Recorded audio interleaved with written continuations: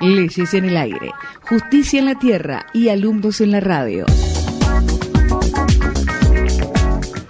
Aquí comienza Leyes en el aire, un programa jurídicamente incorrecto. Leyes en el aire, el código radial que te estaba faltando en la biblioteca.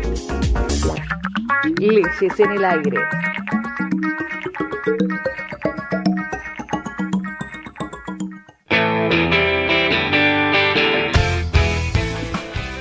Hola a todos, sean muy bienvenidos a una nueva emisión de Leyes en el aire, programa número 49, en la víspera del número 50, Fran. Exactamente. Ya en la víspera de las a... 5 decenas de programas de Leyes en el aire. Paso a presentar a los miembros de esta cofradía, hoy por triplicado. Puño derecho para Fran. ¿Cómo andas, Emma? ¿Cómo andas, Mati? Tanto tiempo. Puro izquierdo para Mati. Un renovado Matías vino ahora. Este es el Matías más terrenal. Más terrenal, más tranquilo. Paradójicamente más espiritual. Sí, qué sé yo, más o menos. Pero más tranquilo. Se te nota muy bien, se te nota muy bien. Contento de estar de vuelta acá y ya camino a los 50, ya falta poquito. Ya cumplimos un año en el aire, ahora vamos a cumplir los 50. Se me termina el primer año a mí para el programa también. Así que muy contento. Una cosa de loco. Saludamos a nuestro operador César, siempre está firme del otro lado de la vitrina, operándonos con su mejor onda, pese a que estamos nosotros. Vamos a anunciar nuestros habituales medios de contacto, Fran. Así es, tenemos Facebook, Leyes en el aire. Hoy a cargo de Mati. Tenemos Encantado. Correo electrónico, leyesenelaire@gmail.com. Tenemos Twitter. @Leyes en el aire. Y nuestro sitio web oficial, Mati, ¿cómo es? www.leyesenelaire.jimdo.com. Muy bien. Fran, ¿qué vamos a tener en este cargadísimo programa de Leyes en el aire? Vamos a tener la reciente tipificación del delito de grooming, o también conocido como ciberacoso. Este es un informe que nos había quedado en el tintero. Exactamente, en su pendiente momento. hace un par de programas. Y por otro lado, tenemos un fallo resonante. el plato fuerte del programa. Acá la rutina me marca las otras cautelares. Ley de glaciares, dice. Muy bien, muy interesante. No perdamos tiempo, pasemos sin más a este informe que nos quedó colgado. Así es. De hace 2 o 3 programas atrás. Así es, ley de grooming. Para comenzar, tenemos otra perlita legislativa que parece no respetar los mínimos estándares de taxatividad y legalidad para la confección de tipo penal. En otro claro caso de demagogia punitiva, los senadores nacionales sancionaron por unanimidad la ley que castiga el ciberacoso, más popularmente conocida grooming. ¿Sabe que el aumento del acceso a bienes de consumo electrónico hogareños como las PCs, las notebooks, las netbooks, los iPads, incluso los celulares también, ¿por qué no? Fomenta la utilización por los niños de edades cada vez más pequeñas, su uso. Además de las cuentas en las redes sociales, suelen ser a esta altura del siglo algo indispensable, especialmente para los adolescentes, esta cuestión que venimos a tratar hoy. En ese contexto aparece el hostigamiento cibernético del que se sirven adultos para acceder a encuentros con menores de edad. Pero bien, ¿en qué consiste el grooming? A ver. El grooming o ciberacoso es toda acción deliberada de una persona adulta para ganarse la confianza de un menor a través de internet con el fin de obtener concesiones de índole sexual. Palabras más, palabras menos fue lo que se tipificó el pasado 13 de noviembre en la Cámara Alta. La nueva norma legal incorpora al Código Penal argentino el siguiente texto. Será penado con prisión de 6 meses a 4 años el que por medio de comunicaciones electrónicas, telecomunicaciones o cualquier otra tecnología de transmisión de datos contactare a una persona menor de edad con el propósito de cometer cualquier delito contra la integridad sexual de la misma. Es decir, el mero contacto electrónico, sea por email, por chat, por mensajes mediante cuentas de Twitter y o Facebook, entre otros, implicaría la comisión del delito. Eso sí, siempre que tal contacto sea con intenciones de cometer un delito contra la integridad sexual. Claro, ¿cómo se prueba esa ultra finalidad? Habría que preguntar al legislador, ya que nos metieron en este brete.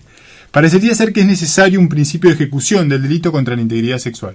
En ese sentido, el convenio del Consejo de Europa para la protección de los niños contra la explotación sexual y el abuso sexual dispone que el delito que estamos analizando solo se integra, o sea, solo se produce, si la propuesta para reunirse ha sido seguida de actos materiales que conduzcan a dicha reunión incluso si no ha tenido lugar un abuso real. En realidad, más allá de la vaguedad del tipo penal, lo que se busca mediante la tipificación del grooming es un adelantamiento de la punibilidad a lo que es en realidad un acto preparatorio del delito, cuya comisión se perseguiría, que es un delito, en realidad el delito contra la integridad sexual. Claro, en realidad el acto preparatorio por lo general en el Código Penal no está castigado. O sea, un ejemplo de un acto preparatorio que está castigado es la asociación ilícita. El delito de asociación ilícita se castiga per se porque el que forma la asociación ilícita lo hace para cometer otros delitos. Entonces se anticipa a la comisión de los otros delitos, ¿no?, que tienen por objeto la constitución de la sociedad ilícita. Pero por lo general los actos preparativos o preparatorios, mejor dicho, no suelen estar castigados.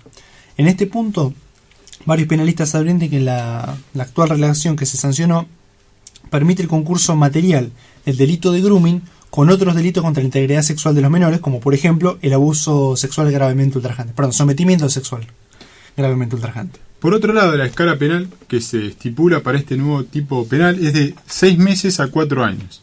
La misma escala que prevé el Código Penal para el delito de abuso sexual simple del artículo 119, que reza: será reprimido con reclusión o prisión de 6 meses a 4 años el que es abusar sexualmente de persona de uno u otro sexo cuando ésta fuera menor de 13 años o cuando mediare violencia, amenaza, abuso coactivo o intimidatorio de una relación de dependencia, de autoridad o de poder, o aprovechándose de que la víctima por cualquier causa no haya podido consentir libremente la acción.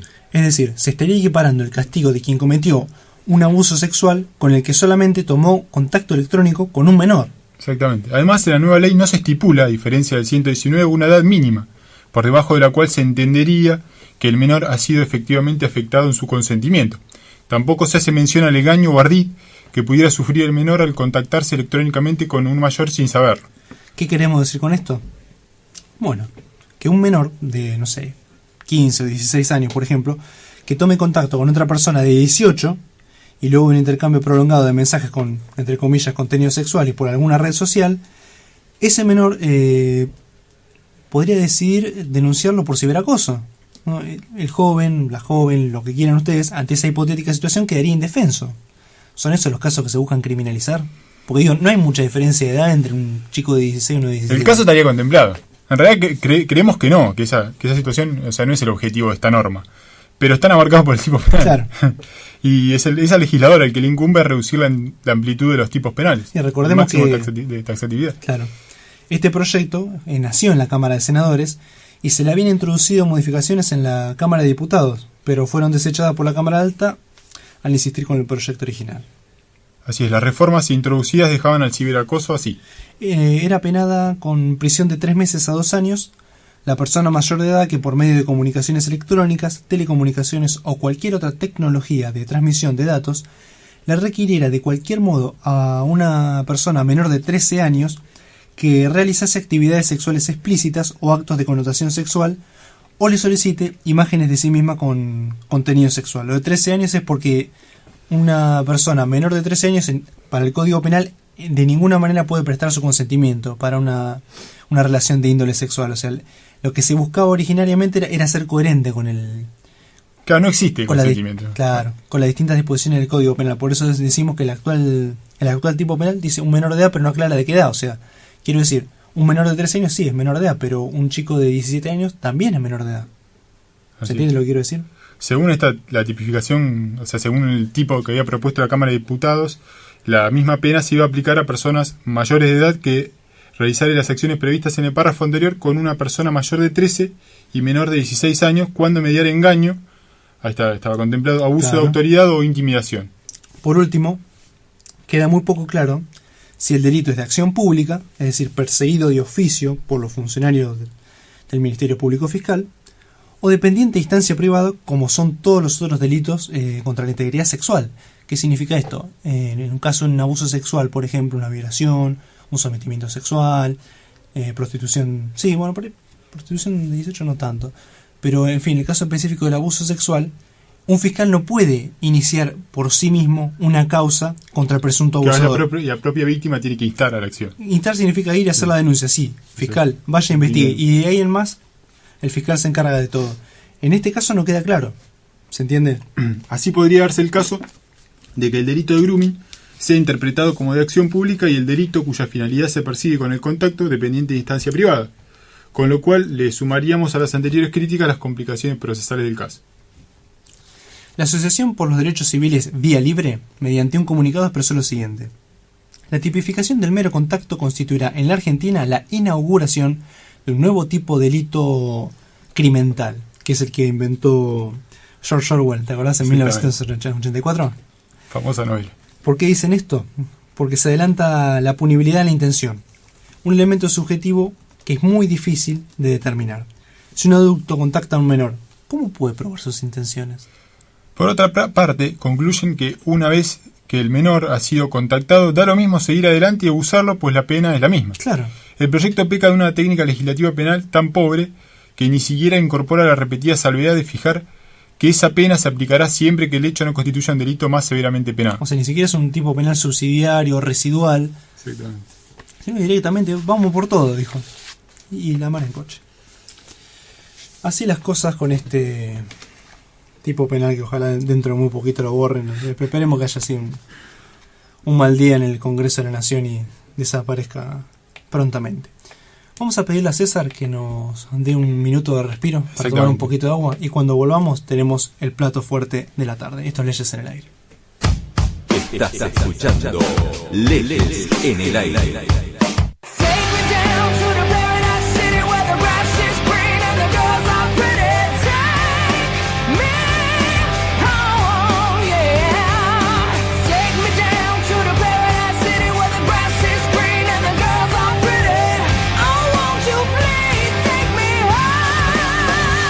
Que las leyes no muerden y el dial tampoco.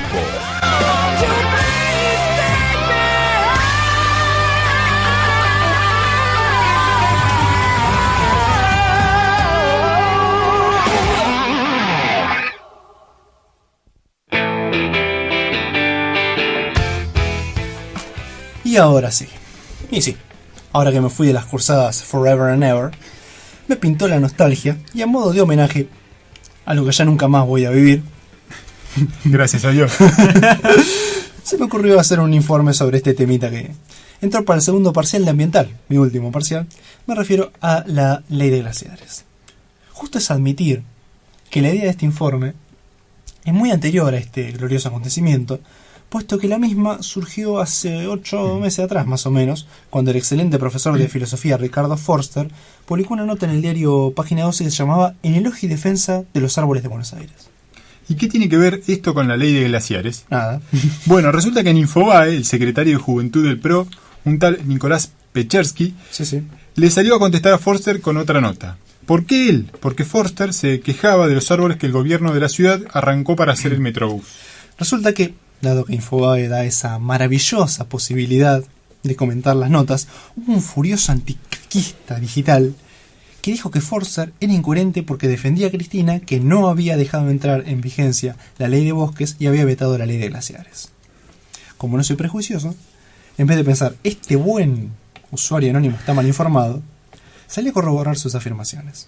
Y para mi no sorpresa, resultó ser que la ley de bosques está reglamentada y la ley de glaciares está vigente.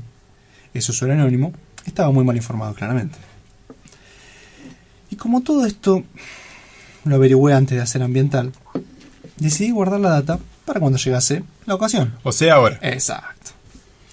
Ahora, todo muy lindo, Emma, pero ¿por qué las otras cautelares? Bueno, es porque en la época en que copié la data, para decirlo de alguna manera, todavía estaba la mítica cautelar sobre la ley de servicio de comunicación audiovisual.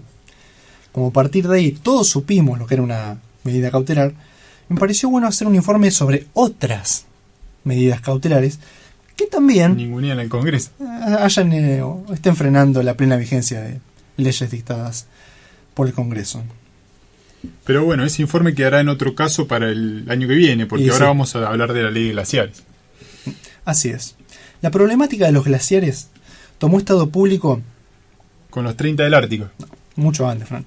Con el veto de la presidencia a la ley 26.418, que fue la primera ley que intentó regular la protección de los glaciares nacionales. Cuando uno piensa en glaciares, piensa, por ejemplo, en la cancha de River. No, el Perito Moreno. ¿El pecho de Riquelme? En la Antártida también, ¿no? ¿Por qué se olvidan de él? ¿De quién? Del Antártico. ¿Quién es el Antártico? ¿Acaso no lo sabes, this country? ¿Quién es este? Mi nombre es Cristiano Ronaldo. Y uso... bueno. ¿Y este qué hace acá? Hablamos de frío y mira quién apareció. Eu estou aqui, leis ao aire. Mamadera, ¿qué venís, Cristiano? Te le mencionó Antártico y tú no sabes que se refiere a Messi.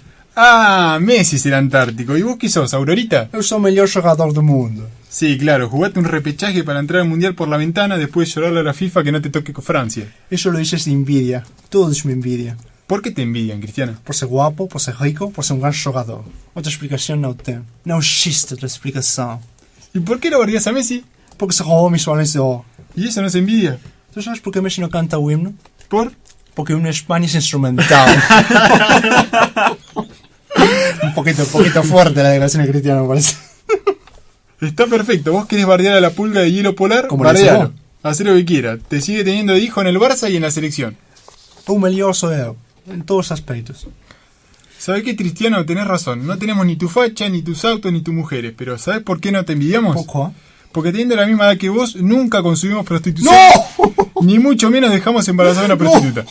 ¡Ay, me voy a ese programa en gato! Voy a tomar algo. Tómatela, Cristiano. Gané la Champions con el Madrid y después hablamos. Muerto. Me parece que se impone un desagravio para Messi, Emma. ¿Qué te parece? Tenés razón, Fran. El programa que viene hablamos con Leo y le pido disculpas como debe ser. ¿Te parece bien? Me parece perfecto. César, danos un minuto para disipar todo el humo de Cristiano y volvemos. Esto Leyes en el aire. Tenemos buenas voces, tenemos buena música, pero sobre todo, tenemos buenas ideas. Quédate en Radio Universidad.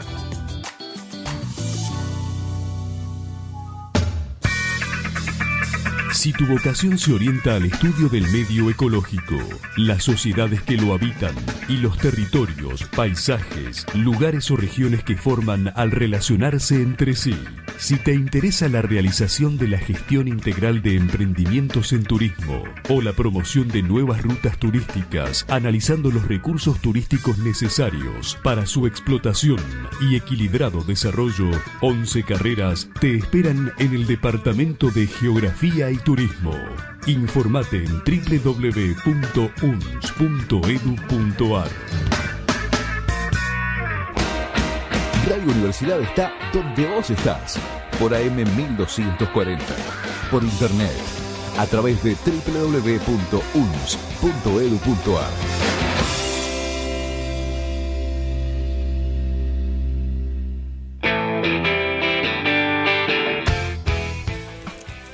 Habíamos quedado en hablar de la ley de glaciares. Así es.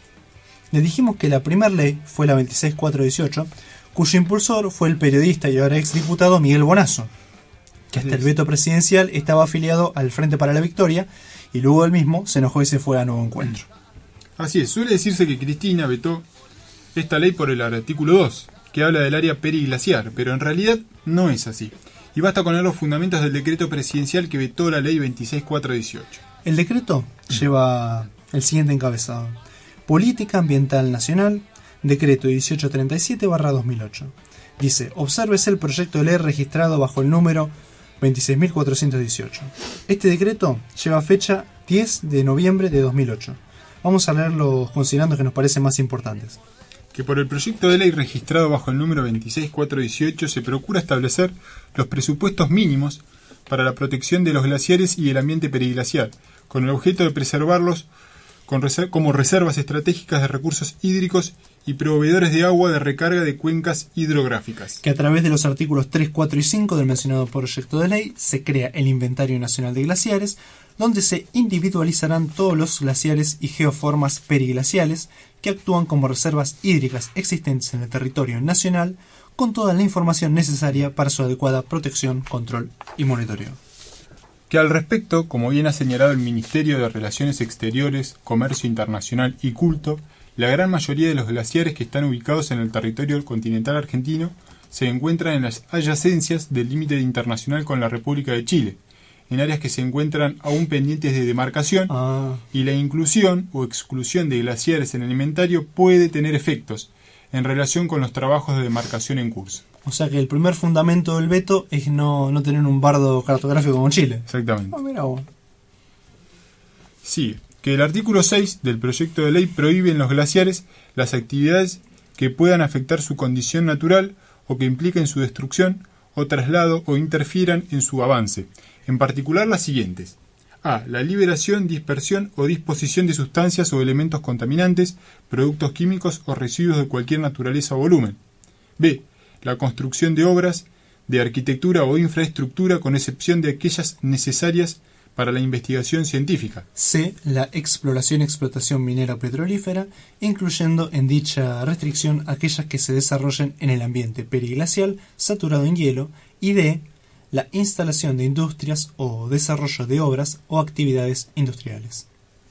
Que, tal como señala la Secretaría de Minería del Ministerio de Planificación Federal, Inversión Pública y Servicios, el establecimiento de presupuestos mínimos no puede limitarse a la absoluta prohibición de actividades, sino por el contrario a fijar parámetros mínimos que las provincias deben asegurar, pudiendo éstas establecer parámetros más rígidos aún, de acuerdo a su especial situación ambiental. O sea, otro fundamento sería que el Congreso se está excediendo en el mandato del 41 de la Constitución porque está regulando más que presupuestos mínimos. Así es, que la prohibición de actividades descritas en el referido artículo 6 del proyecto de ley de regir podría afectar el desarrollo económico de las provincias involucradas, implicando la imposibilidad de desarrollar cualquier tipo de actividad u obra en zonas cordilleranas.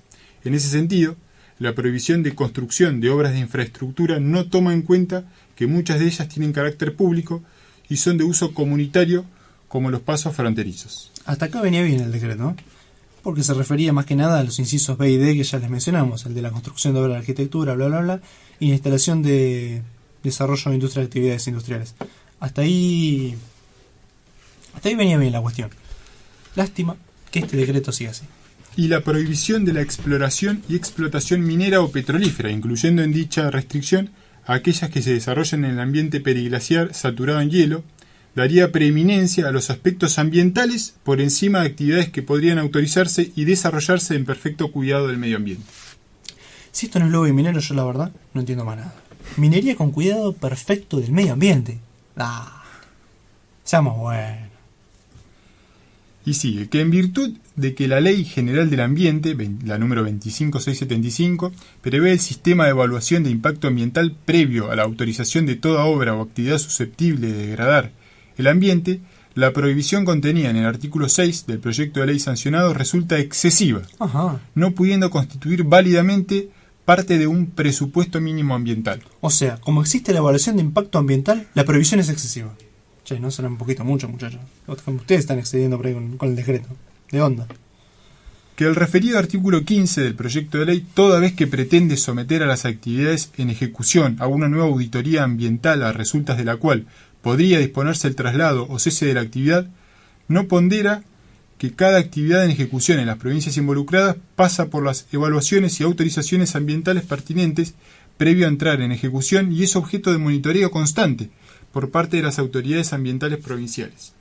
A ver, Cris, no te olvides del fallo Salas contra la provincia de Salta, te lo digo de onda, porque ahí en realidad lo que pasaba era muy sencillo. Todas las empresas se presentaban a talar bosques, presentaban el estudio de impacto ambiental, claro, daba perfecto. Lo que no contemplaba la provincia es que todos esos emprendimientos en su conjunto devastaban al ambiente. Claro, cada uno estaba bien, pero en conjunto era un desastre. Eso es el fallo Salas contra Mendoza, ¿se entiende? Que las actividades que la norma prohíbe en su artículo 6 y la realización de una auditoría ambiental de las actividades en ejecución prevista en el artículo 15 no contempla que las provincias involucradas, a través de las instituciones y las normas nacionales y locales existentes, cuentan con los controles suficientes para evaluar y autorizar las actividades de infraestructura, industriales, mineras, hidrocarburíferas, etc., en plena armonía, equilibrio y cuidado del medio ambiente. Sí, querido, todo bien con las jurisdicciones provinciales. Pero el agua de los glaciares la tomamos todos. El interés es federal. Y por eso también la nación debe controlar y monitorear. Porque no nos olvidemos que los ríos que nacen, que bajan de las montañas, no solamente se quedan en la provincia en la cual está la montaña, léase San Juan. No, bajan el río San José de Hacha, río interprovincial, con La Rioja, tenés con Neuquén. Me parece que amerita la entre comillas intromisión federal, en caso de que se lo quiera llamar así. Pero la verdad es esa, o sea, no es algo que puede quedar regulado a una sola provincia. si es algo que está entre dos provincias, al menos la nación tiene que intervenir, aunque sea para que se pongan de acuerdo. Exactamente. Que por ello, gobernadores de la zona cordillerana han manifestado su preocupación Eso se llama lobby. con lo dispuesto por la norma sancionada, toda vez que repercutiría negativamente en el desarrollo económico y en las inversiones que se llevan a cabo en dichas provincias. Y ese es el lobby del lobby, ¿se entiende? O sea, los gobernadores están preocupados porque las empresas le dijeron, muchachos, nos van a dejar en la lona. Continúa este infame decreto. Que el proyecto de ley sancionado, al disponer sobre recursos provinciales, excede el alcance de las facultades reservadas a la Nación en el artículo 41 de la Constitución Nacional. Que las observaciones desarrolladas en los considerandos anteriores impiden la promulgación parcial del proyecto de ley, por cuanto su aprobación parcial implicaría alterar el espíritu y la unidad del proyecto sancionado por el Honorable Congreso de la Nación. Está clarísimo. Una ley no puede sobrevivir con semejante puntazo al corazón. Que el Gobierno Nacional, comprometido con la preservación del medio ambiente y en salvaguarda de la calidad de vida de las generaciones presentes y futuras, considera oportuno invitar a los señores gobernadores, senadores nacionales y diputados nacionales de las provincias cordilleranas a constituir un foro interdisciplinario para la discusión de las medidas a adoptar en orden a la protección de los glaciares y del ambiente periglacial. Acá se hace presente la figura del general Juan Domingo Perón, que una vez dijo algo así como: si usted quiere que algo termine en la nada, encárguele la tarea A una comisión. a una comisión. ¿Se dan cuenta? Claro, hacemos una comisión, venga acá, venga allá, que va a terminar esto en nada. Básicamente, ¿qué fue lo que dijo? Tomen ustedes la papa helada. Pum, listo. Antes de irnos a la pausa con un nuevo separador, te voy a pedir por favor, Fran, que te leas el artículo 4 de este decreto que estamos comentando. Escueta, artículo 4, que dice: comuníquese, publíquese, dese a la Dirección Nacional de Registro Oficial y archívese. Fernández de Kirchner, Sergio Tomás Massa. ¿Nadie va a decir que Massa avaló el veto a la ley de glaciares? Para pensar, ¿no? La justicia es ciega, pero escucha leyes en el aire.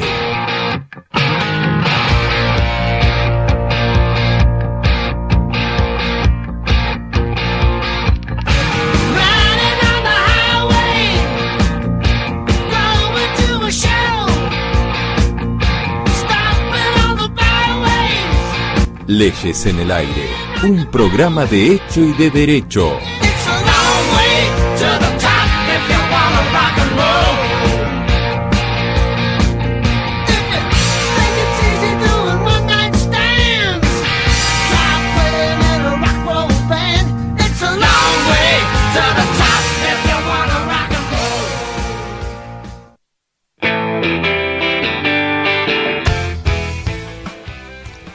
Ya que el decreto terminaba con las palabras glaciar y ambiente periglaciar, vamos a explicar brevemente ambos conceptos.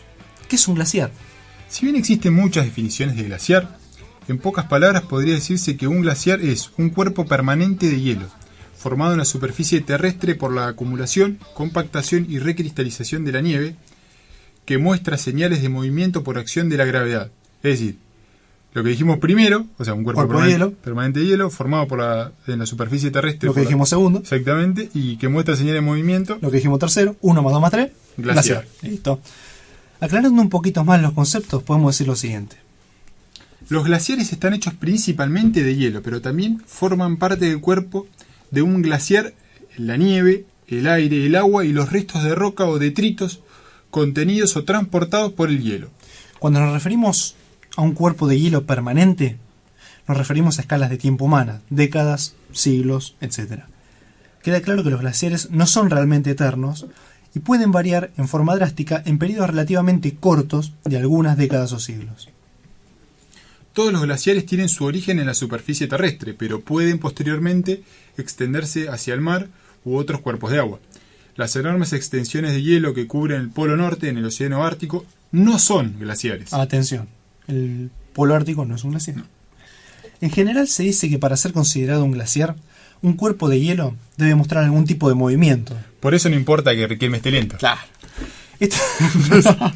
Esto ocurre solo cuando el cuerpo del glaciar ha alcanzado un tamaño y un espesor determinadamente grande. Según este criterio, manchones de nieve semipermanentes que no muestran signos de movimiento no son considerados glaciares. Los llamados glaciares de escombro, muy comunes en los Andes desérticos y en los Andes centrales de Argentina, no son glaciares, sino una de las tantas manifestaciones del fenómeno geocriológico denominado permafrost, originado por el congelamiento permanente, en el concepto que ya mencionamos, de los suelos. ¿Y el ambiente periglacial, además? Bueno, Se puede decir que lo primero que se interpreta a partir de un análisis etimológico es que el término periglacial significa alrededor o en cercanía de un glaciar o de procesos glaciarios. Peri significa alrededor, cerca de, y glacial es un adjetivo relacionado a la presencia de o a la acción de los glaciares. si bien este es un análisis válido, como pasa con otros términos científicos, realizar solo esta interpretación es incorrecta, ya que muy comúnmente los términos van evolucionando, enriqueciéndose o cambiando el significado central, invocando nuevas ideas pero manteniendo raíces originales. Y este es el caso de la palabra periglacial, cuyo significado fue cambiando a lo largo de los años. En 1909, cuando se acuñó este término, ambiente periglacial estaba relacionado con el paisaje y el clima en los alrededores del manto de hielo escandinavo, que cubrió gran parte del norte de Europa durante el Pleistoceno, el Pleistoceno. Hoy en día existen diferentes criterios, algunos más arbitrarios, otros más cuantitativos, para definir lo que llamamos ambiente periglacial. La elección de estos criterios depende en general de los datos disponibles y del objetivo que se persigue. Por ejemplo, no es lo mismo definir un ambiente a escala local, Un par de kilómetros. exactamente, que a una escala regional, Unas cuantas decenas de cientos de kilómetros. donde ya se habla de paisaje y no de ambiente. No podemos dejar de mencionar el ambiente periglacial de la cordillera de los Andes. Así que, Fran, El ambiente periglacial a escala regional, en la cordillera de los Andes, se desarrolla en la alta montaña, asociado principalmente al efecto que tiene la topografía de esta inmensa masa montañosa, sobre la temperatura, radiación solar y circulación de las masas de aire a escala global. en forma general, el ambiente periglacial se puede definir como un ambiente de clima frío, no glaciario, el cual se encuentra por encima de algún límite boscoso si es que existe, y que está caracterizado por esto que les vamos a decir ahora. Dominio de los ciclos de congelamiento y descongelamiento, que afectan a las rocas y a la parte superior del suelo, y de procesos periglaciares formadores de crioformas. Si bien para algunos autores del hemisferio norte el permafrost no representa un elemento sine qua non, es decir, indispensable para el ambiente periglacial, sí lo es para los geocriólogos que laburan en nuestra cordillera de los Andes, ¿entiende?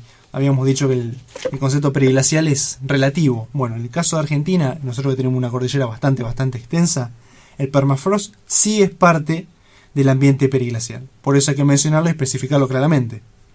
Desde la Unidad de Geocriología del Instituto Argentino de Nivología, Glaciología y Ciencias Ambientales, y ANIGLA, según su sigla, se sostiene que en la cordillera de los Andes el ambiente periglacial tiene que contener suelos congelados permanentes de montaña, ya que si bien existen zonas periglaciales donde se desarrollan procesos asociados al congelamiento y a descongelamiento diario o estacional, estos no modifican de gran manera el paisaje, como si se observa en las áreas en donde existe o existieron suelos congelados permanentes.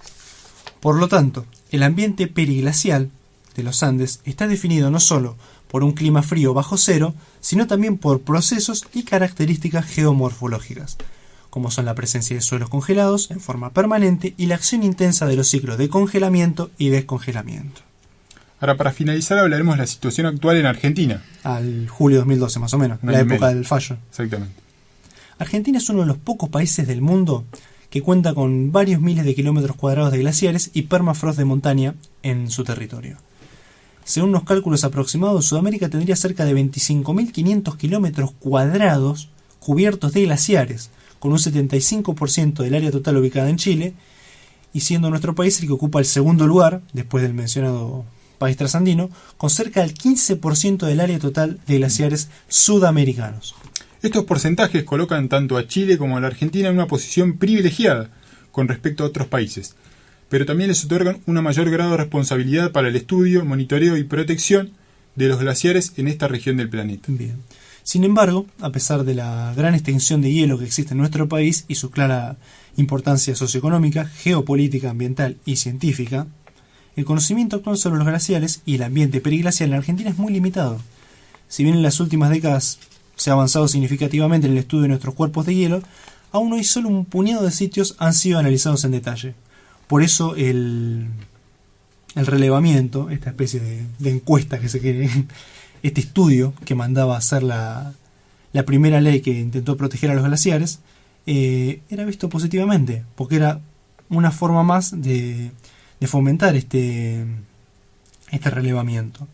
Le vamos a pedir a César que nos dé un último minuto para tomar un poco de agua y aire, y cuando volvamos les contamos directamente el fallo de la Corte Suprema. Quédense en Leyes en el Aire. Sintonizaste Leyes en el Aire, porque las leyes no muerden y el dial tampoco.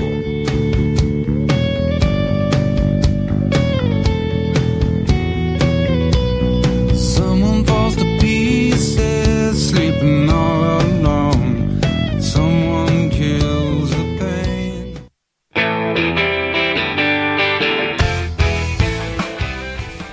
En esta última parte vamos a hablar ahora sí de la ley de la serie vigente, la 26639, y la cautelar que impidió su vigencia.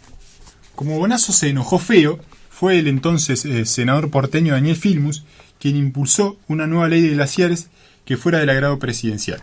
Así surgió la 26639, pero parece ser que no fue del agrado de las empresas mineras, del Sindicato de Obreros Mineros y de los gobernadores de ciertas provincias mineras, que ni bien se promulgó completamente la ley, se presentaron ante el Poder Judicial pidiendo su inconstitucionalidad, basada en los mismos fundamentos que Cristina usó para vetar la ley anterior. Además pidieron una medida cautelar para que no se apliquen ciertos artículos de la ley. Para ubicarlos mejor, les decimos que Barrick Exploraciones Argentinas Sociedad Anónima, Exploraciones Mineras Argentinas Sociedad Anónima, alias EMASA, Mineras Argentinas Gold Sociedad Anónima, la Asociación Obrera Minera Argentina, alias AOMA, y la provincia de San Juan, o sea, José Luis Helicóptero Cayo Gioja, se fueron a quejar a la justicia porque, según ellos, la ley de glaciares afectaba la seguridad jurídica, o sea, a sus negocios. ¿Qué negocios? Los superemprendimientos mineros Veladero y Pascualama. Sí, ese que abarca también a Chile. Vienen a buscar oro y plata, es decir, aurum et argentum. O sea, en nada nos beneficia que saquen oro y plata si van a destruir una fuente de agua dulce, porque por más que nos regalen todo lo que nos extraigan, con eso no vamos a poder comprar el agua dulce que perdimos. ¿Se entiende? Exactamente. Todos estos que mencionamos, pedían la suspensión de 6 artículos de la ley de glaciares. Las dos empresas y el sindicato lo pedían porque, según decían, la ley definía en forma ambigua lo que es un glaciar y una zona periglaciar. Por otro lado, la provincia de San Juan se sumó posteriormente a la causa, cuestionando la ley por inconstitucional, ya que, según la Constitución de 1994, son las provincias las que deben regular la explotación de su suelo. Recién en julio de 2012, la ley se pudo aplicar plenamente porque la Corte Suprema de Justicia de la Nación revocó la cautelar concedida por un juez federal sanjuanino. Vamos a ir por partes. ¿Qué artículos de la ley 26639 no se pudieron aplicar hasta el 3 de julio de 2012? Bueno, el juez federal de primera instancia, Miguel Ángel Gálvez, suspendió con la medida cautelar los siguientes artículos de la ley que les paso a mencionar. Artículo primero, el que se refiere a la definición de glaciar. Artículo segundo, que es el que establece la creación del Inventario Nacional de Glaciares. El artículo 3, que es el que manda la realización de un Inventario Nacional de Glaciares. El artículo 5, que contiene la prohibición de actividades que impliquen la destrucción de glaciares. O sea, las empresas pidieron que se suspenda el artículo que prohíbe esas actividades para que sigan como permitidas. O sea, si esto no es mandarse en cana, no sé qué puede ser. El artículo 6, que impone la obligación de realizar estudios de impacto ambiental previos a iniciar cualquier actividad en cercanías de un glaciar. Y por último, se suspendió la disposición transitoria que establece la obligación de presentar un cronograma para la ejecución del inventario y la obligación de someter a las actividades en ejecución al momento de la sanción de la ley a una auditoría ambiental. Pero además de mandarse en cana con lo de las actividades prohibidas, estos muchachos pidieron que se suspenda el artículo 2, o sea, el que manda hacer el Inventario Nacional de Glaciares. Si no lo entienden, se los explicamos. Sin inventario no podemos saber dónde están los glaciares. Por lo tanto, para que la ley afecte a estas empresas, tendrían que estar realizando sus actividades cerca de glaciares. Pero claro, como no se sabe dónde están los glaciares, tampoco puede aplicarse la prohibición. ¿Y por qué decimos esto? Porque suele decirse que la incertidumbre genera inseguridad jurídica. Lo habrán escuchado muchas veces eso, ¿no? Y acá la ley de glaciares viene a dar precisamente seguridad jurídica, estableciendo un mecanismo para decir dónde se aplica la ley y dónde no. Paradójicamente, las empresas se quejaron de ese mecanismo, es decir, la incertidumbre no le generaba inseguridad jurídica. Vamos a leer los considerandos centrales del fallo de la Corte Suprema Barrick Exploraciones Argentina S.A. y otro contra Estado Nacional sobre acción declarativa de inconstitucionalidad, que fue publicado el 3 de julio de 2012, y donde le dan un hermoso hachazo en la nuca al juez de San Juan, Miguel Ángel Gálvez. El considerando 5 dice que a criterio de este tribunal, la decisión en recurso suspende la aplicación de la ley con un fundamento contradictorio. O sea, el juez se contradice en lo que dice. Y dice, ello es así porque para la adopción de esta medida, el acuo, o sea, el juez de primera instancia, sostiene que la ley contiene una definición amplia y precisa y por lo tanto crea un estado de intranquilidad e incertidumbre para los representantes de las empresas actoras. Sin embargo, la medida cautelar, dice la Corte, al suspender algunos artículos señalados, neutraliza los procedimientos establecidos por la propia ley para generar la precisión que requiere el peticionante. En efecto, el artículo 20 de la ley define el concepto de glaciar y también de periglacial, estableciendo luego la forma de individualizarlos a través de la realización de un inventario. Una vez que se haya llevado a cabo el inventario de glaciares, se conocerán con exactitud las áreas que se encuentran protegidas por la ley. De aquí se sigue que, efectuado el relevamiento, se podrá determinar si hay glaciares y ambiente periglacial en los lugares en los que se realiza el emprendimiento minero. Por otro lado, las actividades de la actora deberán, en un plazo máximo de 180 días de promulgación de la presente ley, someterse a una auditoría ambiental en la que se identifiquen y cuantifiquen los impactos ambientales potenciales y generados. O sea, lo que dice el artículo 15 que ellos pidieron suspender. Dice la Corte, se conocerá entonces si la actividad minera de la peticionante, ya en ejecución al tiempo de sanción de la ley, se encuentra alcanzada por la ley. Recién en ese momento, si correspondiere, ésta podrá articular los remedios judiciales que estime pertinentes. Considerando 6, dice que la medida no solo es autocontradictoria, sino que además no cumple con los requisitos mínimos exigibles a toda medida cautelar. En lo que refiere a la verosimilitud en el derecho, dice la Corte, es preciso recordar que, y pone cursiva para que se entienda y todos le presten atención, las leyes gozan de una presunción de legitimidad que opera plenamente, por lo cual es requisito ineludible para admitir la pertinencia de medidas cautelares, como la decretada en autos, o sea, en el expediente, una especial prudencia en la apreciación de los recaudos que tornen viable su concesión. El considerando 7 dice que en el caso los fundamentos dados por el magistrado que previno para tener por acreditado el requisito de verosimilitud del derecho resultan dogmáticos y no son suficientes para tornar procedente la medida decretada. Se refiere al juez sanjuanino, ¿no? Exacto, a Gálvez. Dice, en efecto, teniendo en cuenta que la presunción de legitimidad de que gozan los actos legislativos no basta para sustentar la verosimilitud del derecho, la mera argumentación de que la norma impugnada afectaría los derechos de la actora sin demostrar claramente de qué modo se produciría un gravamen en el caso concreto, no resultando suficiente la mera alegación de un perjuicio cuando todavía no se conoce si la actividad se desarrolla en el ámbito del recurso protegido por la ley, o sea, los glaciares. El considerando 8 dice, la Corte dice que en lo que concierne al requisito del peligro en la demora tampoco se ha sustentado adecuadamente el perjuicio irreparable que sufriría la actora de no concederse la medida cautelar solicitada, y por ello no existen razones suficientes para adoptar una decisión tan grave como eximirla del cumplimiento de lo ordenado por la ley, que debe ser acatada por aquella hasta tanto se resuelva sobre su validez constitucional. Y considerando 9, dice así, que en tal sentido la recordada presunción impone una estricta apreciación de las circunstancias del caso con relación al peligro en la demora. Esto es así especialmente cuando la medida cautelar decretada enerva las consecuencias de una ley dictada por el Congreso de la Nación. Es decir, no se puede presumir que el Congreso hace las cosas mal y por eso un juez no pueda salir a impedir sin más que una ley se pueda cumplir. Considerando 10, dice que a la luz de los principios señalados, la medida precautoria dispuesta por el acuo no aparece como un remedio proporcionado a la naturaleza y relevancia de la hipotética ilegitimidad que se denuncia. Ello es así, no solo por la falta de adecuación entre la violación constitucional alegada y las consecuencias de la medida dispuesta, sino también porque en la tarea de ponderación el juez debió haber tenido en cuenta que una cautelar que suspenda la vigencia de la parte esencial de la ley 26639 tiene una significativa incidencia sobre el principio constitucional de división de poderes, por lo que su procedencia debió ser evaluada con criterios especialmente estrictos que no parecen haber sido considerados en el subtítulo. O sea, el expediente. A modo de resumen, el razonamiento de la Corte es que mal puede saber la empresa si a la larga será víctima de un daño eventual irreparable, que requiera ser protegido por una medida cautelar, si ni siquiera se ha constatado por los caminos legales si sus emprendimientos están en las zonas críticas y si su actividad acarrea un posible perjuicio al ambiente. El fallo dice expresamente que recién una vez que se hagan el inventario de glaciares, una tarea que está a cargo del Instituto Argentino de Nivología, Glaciología y Ciencias Ambientales y la Auditoría Ambiental de la Barrick Gold y de Massa, se conocerá si la ley afecta o no los derechos de esas empresas. Hasta tanto eso no ocurra, las empresas pueden seguir con su actividad. ¿Se entiende? La Corte Suprema no dijo que las empresas tenían que suspender todo hasta nuevo aviso. No, dijo otra cosa. Una vez que se conoció el fallo, Página 12 fue a buscar a la empresa Barrick Gold. A ver cuán atrás lo tenías. Escuchen esto, por favor. El vicepresidente de Asuntos Corporativos de Barrick Gold en Sudamérica, un tal Rodrigo Jiménez, destacó que las actividades de la empresa no se desarrollan en glaciares.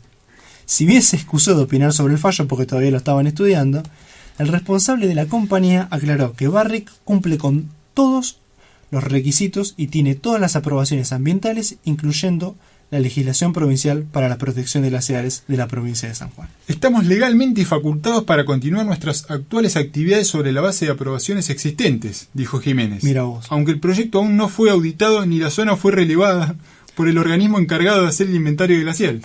Si los emplazamientos productivos de la empresa no están en glaciares, no se entiende por qué tanto empeño en objetar la vigencia de la ley nacional, ¿no? Voceros de la compañía aclararon a ese diario que es Página 12 que la presentación tuvo por finalidad frenar cualquier intento de organizaciones ambientalistas para los emprendimientos mineros hasta que se haga el inventario de glaciares en la provincia de San Juan. Esto es maravilloso, ¿eh? No solamente destruyen los glaciares y el agua y demás, además contaminan con humo. Son maravillosos estos señores. Yo creo que en nuestro programa 14, 13, no me acuerdo, cuando hablamos de Persaltum, ¿te acordás? Incluso antes, Fran, me parece que fue el programa 6 o 7. ¿no? Sí, el año pasado fue. El año pasado yo le dije que la Corte Suprema era la Cumbre Nevada. Bueno, una Cumbre Nevada es un glaciar. La Corte sabe de glaciares, muchachos. No se piense que se está suicidando ni mucho menos. Ya estamos llegando casi al final. Tuvimos un llamado. Exactamente, que nos pone contentos. Que nos pone muy contentos. Primera vez que un oyente se toma la molestia de cazar el tubo, marcar el fono de la radio. ¿Y qué nos dijo, Mati? Primero nos felicitó. Muchas gracias. Así que un saludo de parte nuestra a Juan Molina. Sí, saludos. Nos felicitó por los programas que hacemos, que nos escucha siempre. Y él participó, no está mal usada la palabra, estuvo involucrado en Malvinas. Y el conflicto bélico de Malvinas. Exactamente.